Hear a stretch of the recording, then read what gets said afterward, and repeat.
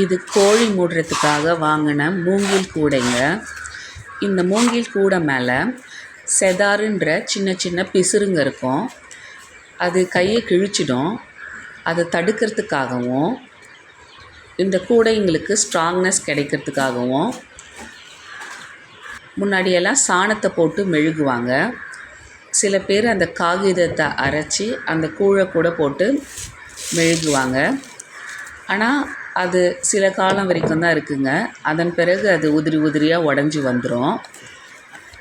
இதுக்கு மாற்றாக வீட்டில் ஏதாவது மீந்து போன பெயிண்ட்டுங்க இருந்தால் அதை எடுத்து நம்ம பூசும் பொழுது கூடைக்கு ஸ்ட்ராங்னஸும் கிடைச்சிடுது, பார்க்குறதுக்கு கலர்ஃபுல்லாகவும் இருக்குது.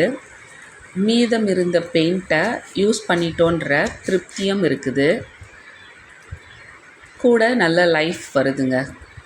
நன்றி.